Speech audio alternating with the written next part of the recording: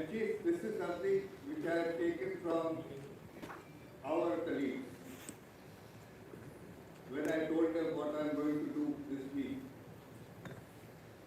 this is a description which comes from most of us. You are an introvert, very hardworking, and this is one thing even I know that you prepared the case so well. As well as the lawyers, you could ask them pinpointed, uncomfortable, inconvenient questions before dismissing it. You wrote short sentences with great clarity. It's something, a quality which I have personally admired in any judge, certainly in you. Why I said Justice Gogoi is a reluctant man of destiny. There is a story in Assam that his father's law minister, Abdul Majumdar, was asked if his son would become chief minister like him. And his father said no. But he added, he had the potential to become Chief Justice of India. It happened, it came true. I don't know why your late father said so long ago. I again want to say why I use the phrase reluctant man of destiny, because I still don't know whether Justice Gogoi wanted to be Chief Justice of India or not.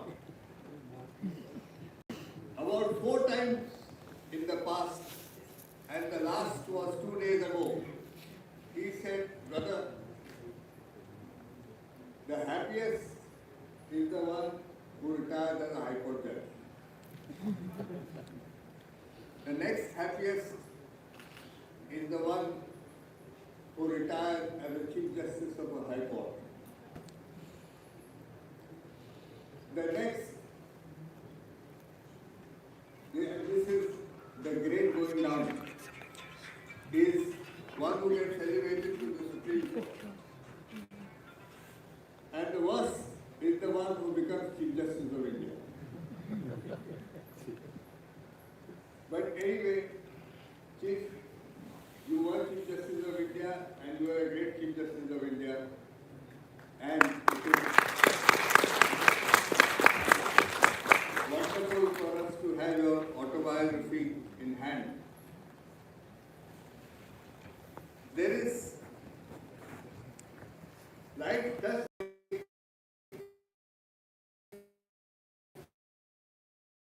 the story about Ranjan was called upon to speak, and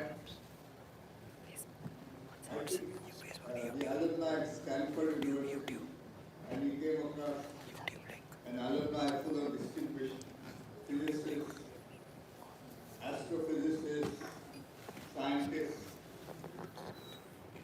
and he got up and said, आप लोग इतने लिखे पढ़े, आपको मैं क्या बताऊं? एक चीज बताता हूं, जिंदगी में क्या तो भी करो तो कुछ तो भी होता. This is possibly the only truth of life. Chief, I remember many interesting things. At least one of this I wish to share with everybody, is that we met soon after. I met him in his chamber soon after he became Chief Justice of India. And he made a very important announcement. He said, brother, I have a short tenure, you have an equally short tenure. I have seen that most of the time Chief Justices can't take certain decisions because they don't know what will happen after they retire. The next Chief Justice might reverse it. And so, if you don't mind, notionally and in real terms, I will treat your tenure as added to mine. We will take all the decisions together. And I am sure you will carry them through because they will be your decisions too. Chief, I don't know whether you and I are the only pair who has done this. But I think this is a very significant step which you took. And I think I can say that most of our decisions were faithfully implemented. And I am very proud to say this because this is the need of the hour given the terribly short, ineffective tenures which Chief Justices have on the administrative side.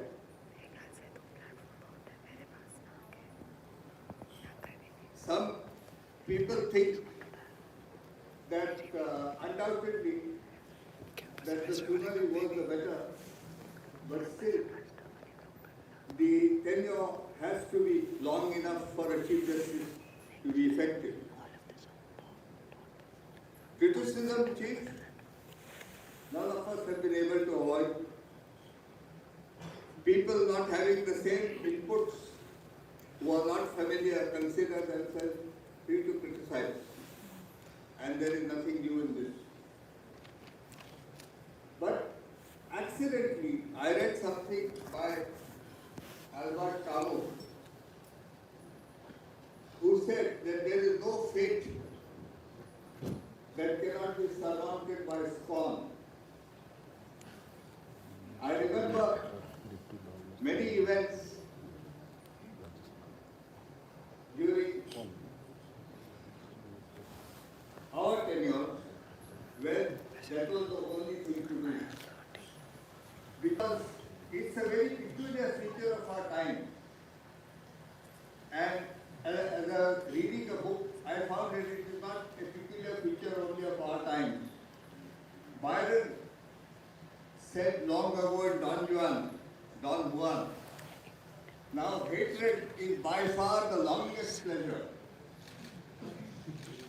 Men love in haste, but they detest at leisure.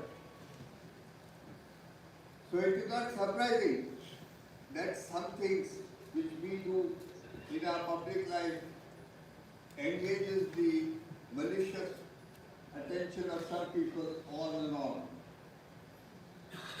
I am sure that a lot of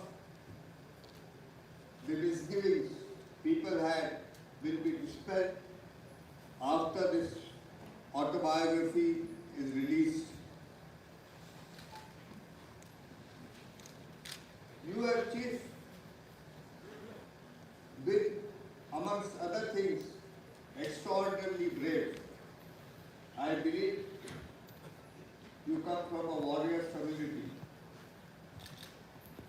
And I have seen it at close quarters, the kind of courage you've shown faced with some terribly unfair and untrue nonsense which we used to read day in and day out. I wish to end with lines written by Mahendra Singh, who was the brother of Bhagat Singh.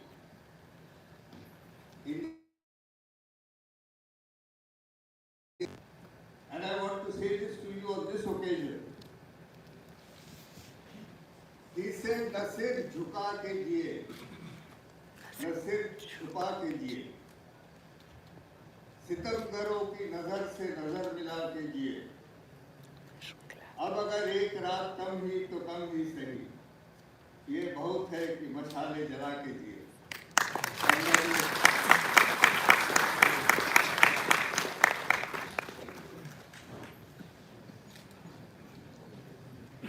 Thank you, sir. Before we move into the discussion, I would like to request Justice Ranjan Gogoi to address the gathering.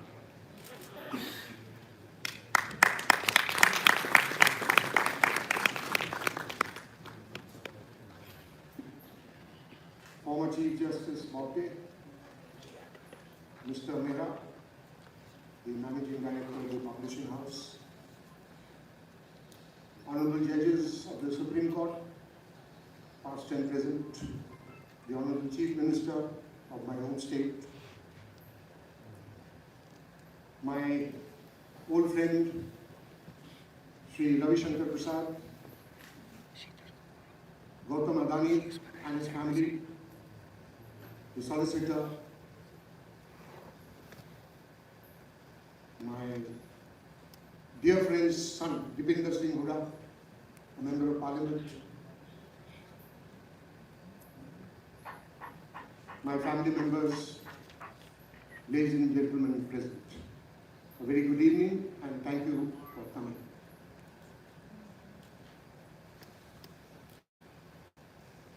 After being wedded to duties and responsibilities as a constitutional functionary for nearly 2 decades, the idea of retiring was enchanting and at the same time appalling.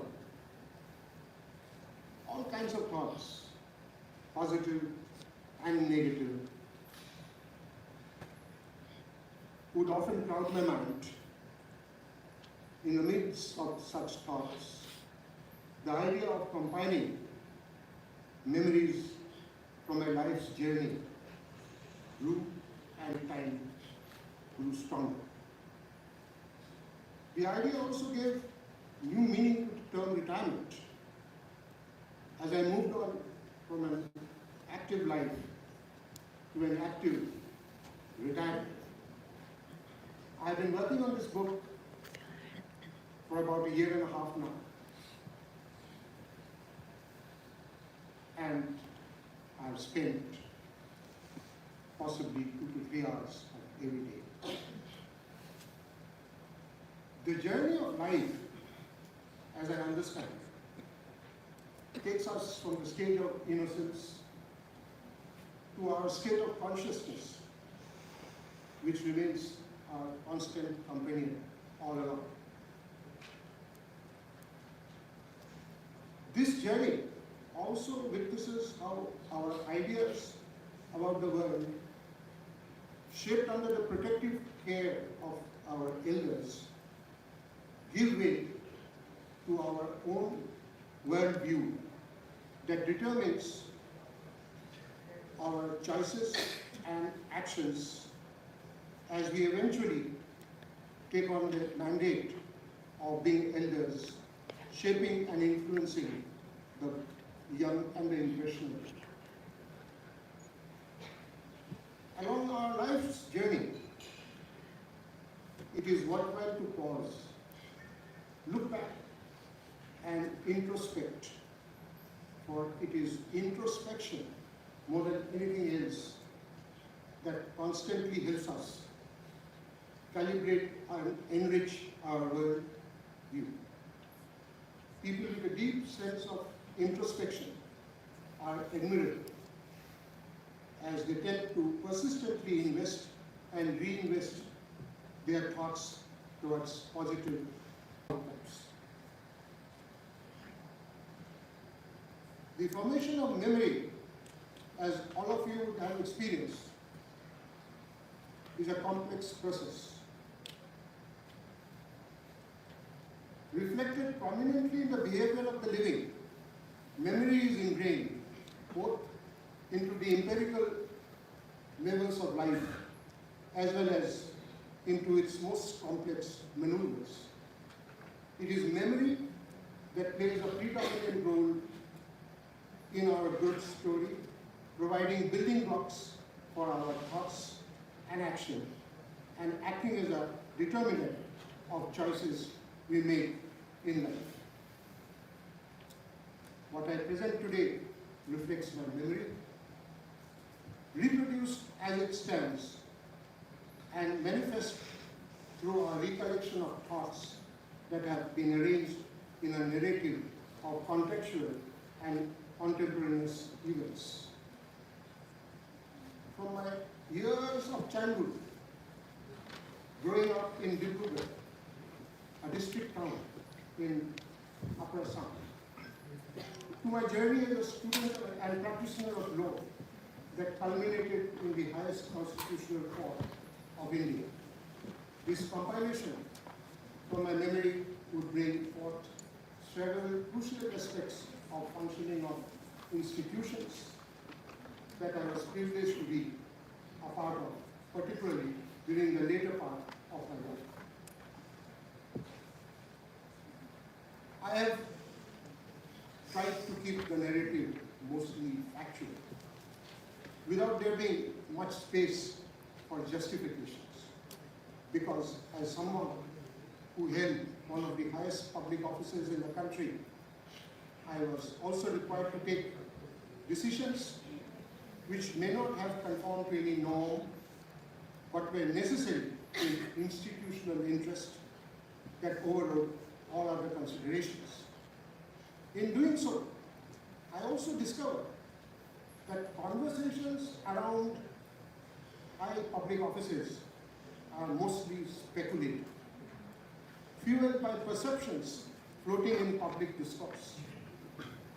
I would dare say that unless one were to take on the weight of a high public office, it would remain difficult, if not impossible, to understand the national or institutional interests that such high offices safeguard. It is thus imperative to understand that decisions ascribed to a high public office may also be a reflection of institutional choices and not necessarily the choice of the incumbent holding the office. I must add here that whatever you discover in this work certainly is a personal account of state of things, and I am sure it would not be seen in a different light. Interwoven through the narrative is also the fact that I belong to the first generation of Indians who were born in an independent land, freed from the clutches of alien rule and oppression. My generation inherited the cherished dreams and the vision of an independent nation, for which our forefathers sacrificed all that they could. And I can say with great conviction that we grew up with a profound and overriding sense of duty towards dedicating our lives to the process of nation building, and that has remained the bedrock of my life's journey. It would be apt to share with all of you that I carry great satisfaction of having served the Constitution, adding my bit to the illustrious journey of an old civilization. I am sure the readers will discover events which revolve around profound and deep-rooted issues that require skills and efforts beyond the ordinary to bring to closure some issues and a beginning for others. How and in what ways would this collection of facts be relevant in life's journey is something that only time will tell. But I do sincerely hope that this piece should be one of easy reading that would inspire positivity and hope in the hearts of all right-thinking persons who aspire to associate with larger national interest and institution building more than anything else in their lives. I would be happy if this collection of my memories trigger conversations among such people, as I firmly believe that it is only their thoughts and actions which inspire those who walk after them.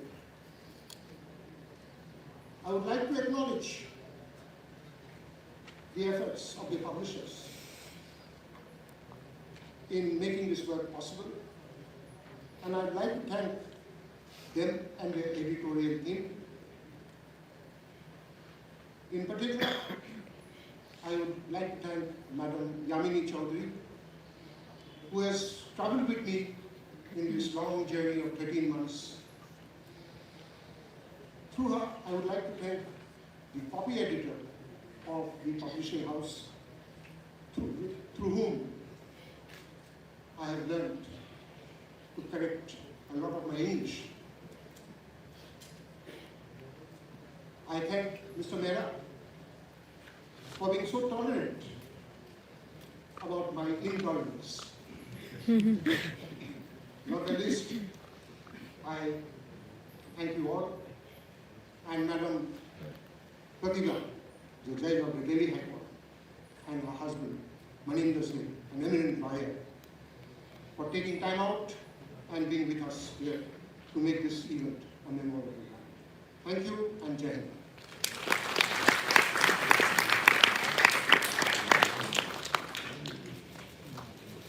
Thank you, sir.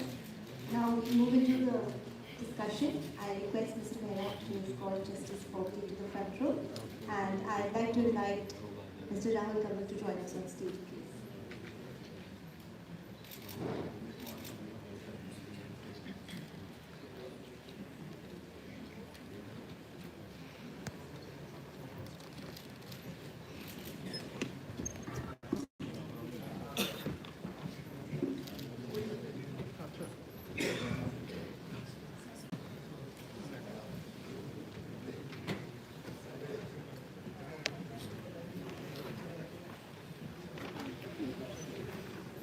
Charge नहीं है इसमें बंद हो जाएगा ये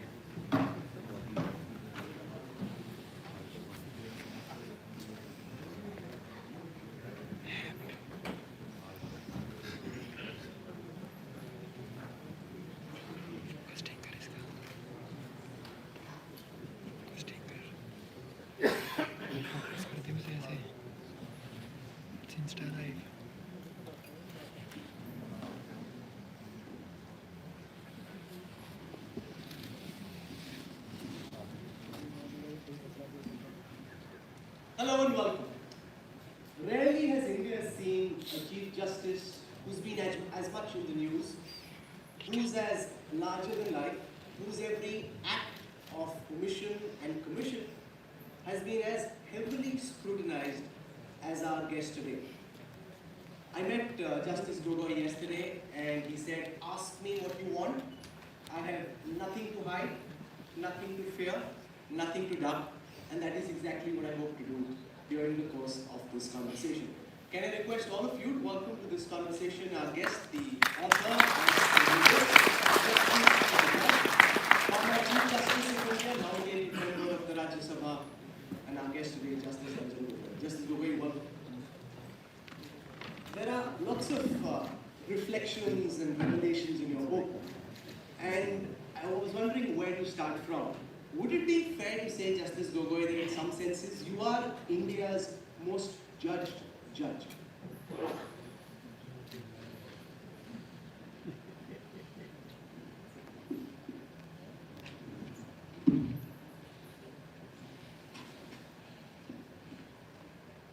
Yes, Rahul, as you said, I am open to everything.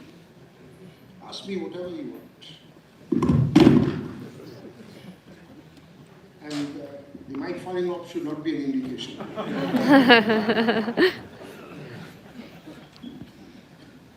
So I met Justice Gogoi and I mentioned a few questions as people preparing for a conversation usually do.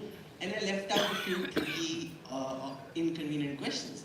And the first thing Justice Gogoi said, "I hope you'll be also asking me about X, Y, and Z." So that's how prepped and ready he is for this conversation. And I want to start, Justice Gogoi, by asking you about the Ayodhya judgment, which you describe at great length in your book as being one of the most important judgments of India's recent judicial history and the hallmark of your tenure as Chief Justice. You also say that there was a divine intervention, a divine guidance, as it were. Why was it so important for you, Justice Gogoi, to deliver the Ayodhya judgment during your tenure as Chief Justice? Rahul, I did not pull out Ayodhya from cold storage. I did not resurrect. It was a responsibility that my predecessor gave to me. Justice Deepak Mishra, on the eve of his retirement, fixed a date of hearing at 29th of October. That was soon after commencement of my tenure as the CJI. I had two options, to run or to fight. Justice Bobde said, I come from a family of warriors, I fight. You also describe how you were tense, unable to sleep at night during the period when you and your brother judges were authoring the Ayodhya judgment. Describe that period, because you know that the whole country, within and without, everyone's looking at what you're doing and what's going on, and you say in your book that you felt that the reputation of the institution had been put at stake. Rahul, I don't sleep well at night even today. I don't sleep at all. My mind keeps churning. Now, look, how do you sleep when you know that within 4 weeks of, 12% charge. or within 3 months of your of commencement of the hearing on 6th of August, you would have to complete it. And within a particular time frame, you have to complete the discussions with your brother judges, write out the judgment, pronounce it. And what happens if you don't do it? The credibility of the institution and wastage of 4 months of judicial time of 5 judges. I constituted the bench. I took upon myself the burden of finishing it.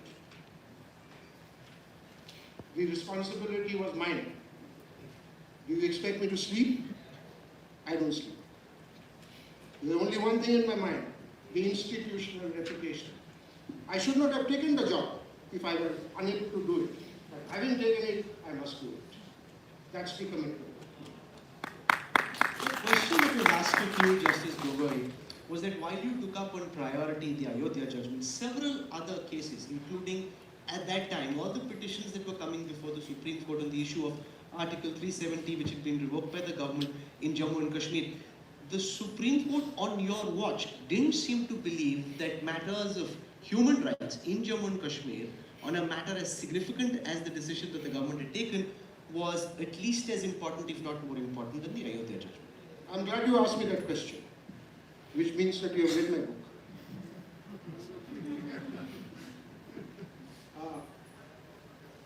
By the time the Kashmir cases came, the bench was halfway through the Ayodhya hearing. A month and a half had gone. So I did the most obvious thing on 30th of September. The Ayodhya hearing started on 6th of August. On 30th of September, on an office note, which is a part of the book, I assigned all the Kashmir cases to an alternate bench headed by the then available senior most judge. I can't do it. Why do I have to do it? The other judges will do it. I assigned it. I did not let it hibernate. I did not let the Kashmir cases hibernate. These were allotted to an alternate bench headed by the then senior most judge available on 30th of September with the Chief Justice's order that these cases will be listed for hearing on the 1st of October. One second. The media says, and everybody says, the Chief Justice has no time for human rights cases, Kashmir cases. What they don't say is that the Chief Justice assigned the Kashmir cases on that very day to be taken up by an alternate bench on the next day. Yes. So while that explains your inability to take up the Kashmir cases because you were busy at that time with the Ayodhya judgment, it doesn't explain why the Supreme Court as an institution on your watch did not hear the cases more expeditiously. Rahul, like Mr. Puri's, Mr. Arun Puri's, Madam Kali Puri's organization. Yes, Mrs. Mehta, they are sitting next to you. They don't interfere in your day-to-day functioning, do they? They don't. And would you like if they do? I don't interfere. No Chief Justice interferes. as to how judges should work from day to day. The judges are judges of the Supreme Court. You have to treat them with respect and dignity. That's the reason. The Chief Justice has assigned the cases to bench X. How the bench X is doing the matter is not to be monitored. It's not done. It's not done. There are certain things we don't do in the judiciary. This is one of them. We don't monitor the performance of the other judges. No. Do you, in hindsight, looking at it from the outside, to press the question, feel that maybe the cases should have been heard more expeditiously than they were? Because 2020 March was the last hearing. I can't give you an answer. That is speculative. As far as I am concerned, the matters were entrusted to a particular bench. It is for the bench to decide as to how they should proceed in the matter. That's one fundamental principle of the judicial system in this country. As the judiciary doesn't like interference from any quarter, the judges do not also like interference from the Chief Justice in day-to-day conduct. No, it's not done. You also described at great length how consensus emerged amongst the members of the bench about which direction the Ayodhya judgment would go in. And then how, after delivering the verdict, when everybody else is very tense, you and your brother judges went to the Taj Mansingh for a fine bottle of wine, and that I found very interesting, because I thought everybody would be very tense, and I didn't imagine Justice Gogoi sitting and chilling and having a sip of wine. The only regret is that I couldn't partake that wine. Because I'm not supposed to be. On medical advice, I'm off alcohol. My brothers had the wine, I paid for it. What a pity. Does it answer your question? It does, to some extent. Okay, I'm glad it answers your question. I also find very interesting, Justice Gogoi, that you've spent a lot of time in the book talking about the charges of sexual harassment that were leveled against you. Now, the perception in the world outside the Supreme Court is that because of the charges, the government of the day was able to ensure that the Chief Justice at that moment would not deliver unfavorable